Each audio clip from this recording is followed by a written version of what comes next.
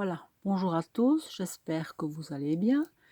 Pour la deuxième partie du travail à domicile, je vous propose de continuer sur le logement. Alors, on va commencer toujours par le plus facile. Ici, vous devez compléter le texte. Donc, pour vous aider, vous avez à chaque fois les petits dessins, hein. Je suis Elena, j'ai 37 ans et j'habite à... Bon, ben, ceci, c'est la Statue de la Liberté, donc New York. J'habite dans une grande maison, etc., etc. D'accord?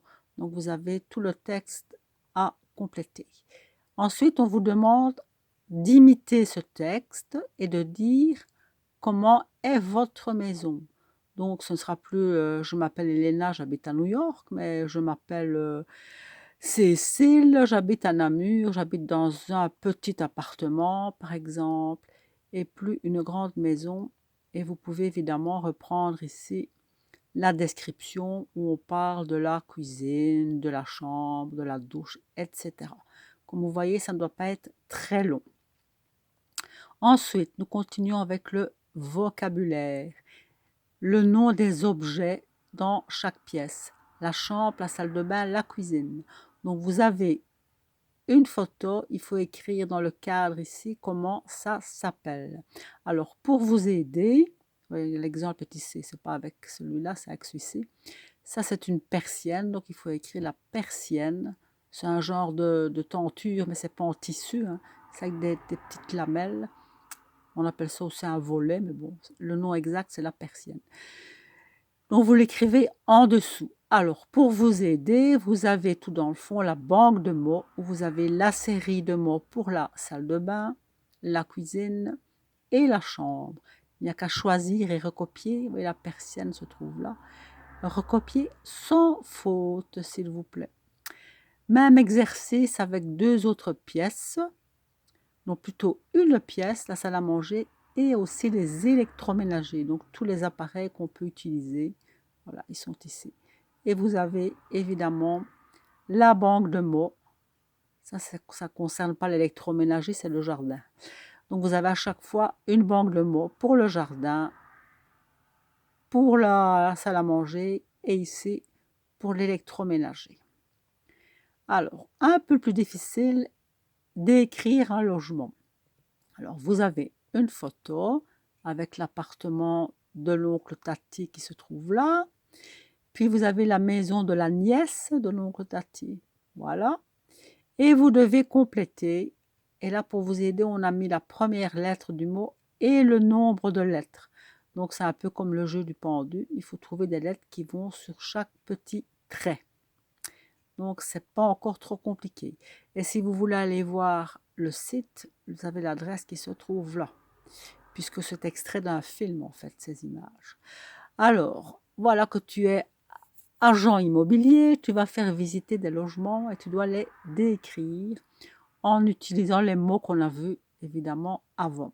Alors, ce sont des appartements qui sont tirés de personnages de séries. Il y a Sherlock Holmes, par exemple. Et donc, c'est un détective. Il habite, bon, qu'est-ce que c'est? Est-ce que c'est une maison, un studio, un appartement? Donc, c'est à vous de voir. Et de décrire, il y a 3 pièces, il y a une salle à manger, une chambre, un hall. Enfin, ça, c'est à vous à voir. Vous allez un peu revoir les exercices précédents pour vous aider. Puis, vous avez le logement de Monsieur Robot. Même chose, hein, on décrit. Et le logement de Buffy. Buffy et les vampires, c'est une série aussi à la télévision. Donc vous regardez bien le dessin. Ici c'est écrit en anglais, hein. Ça veut dire premier étage, deuxième étage. Voilà. Et vous avez toujours le lien si vous voulez aller voir sur le site internet. Ensuite, l'intérieur et le mobilier. Par exemple, il faut trouver la pièce, le nom de la pièce, et trouver un adjectif. Par exemple, avec la cuisine, on peut dire qu'elle est équipée, spacieuse, lumineuse, confortable, agréable, fonctionnelle. Ben là, il faut mettre au féminin si c'est la cuisine. Moderne, grand, petit. À mettre au féminin aussi s'il s'agit de la cuisine. Donc, vous mettez le nom de la pièce et l'adjectif qui va avec. 12 éléments de mobilier, par exemple un fauteuil qu'on a vu dans les exercices précédents, à recopier sans faute. Alors ensuite, l'appartement de l'oncle Tati et la maison de sa nièce, vous avez vu que c'était assez différent, donc vous pouvez comparer le mobilier, par exemple, en disant, ben, Tati, il a un vieux fauteuil, et la nièce, elle a un canapé design, moderne, etc. Décris la pièce préférée de ta maison. Ah là, on passe chez vous. Un exemple, j'aime beaucoup ma cuisine. Pourquoi? Parce qu'elle est très moderne, spacieuse, avec de nombreux placards et un four électrique où je prépare de bons gâteaux. Donc, vous ne recopiez pas la même chose. Vous trouvez une autre pièce, ça peut être la chambre, la salle à manger, le bureau, le jardin, que sais-je. Alors, pour vous aider, vous avez encore ici toute une banque de mots avec les adjectifs, hein. Je vous ai dit tout à l'heure spacieuse, confortable, il y en a tout un tas ici que vous pouvez utiliser. Cela, vous les connaissez, grand, petit, beau. Attention évidemment que l'adjectif varie en nombre et en genre, c'est ce qu'on vous explique ici. Et aussi que parfois il change de place. Bon, on va dire une cuisine spacieuse, mais on dira une petite cuisine. Vous voyez que l'adjectif se met parfois devant le nom.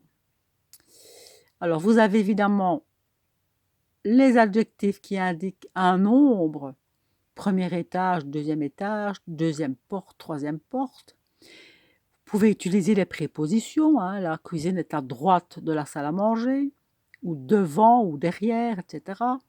Les couleurs, évidemment, vous pouvez expliquer que la cuisine est peinte en jaune, que les meubles sont orange.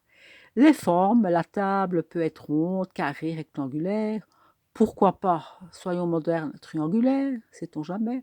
À vous d'avoir de l'imagination pour tout ça. Voilà. Je vous souhaite un bon travail. À bientôt.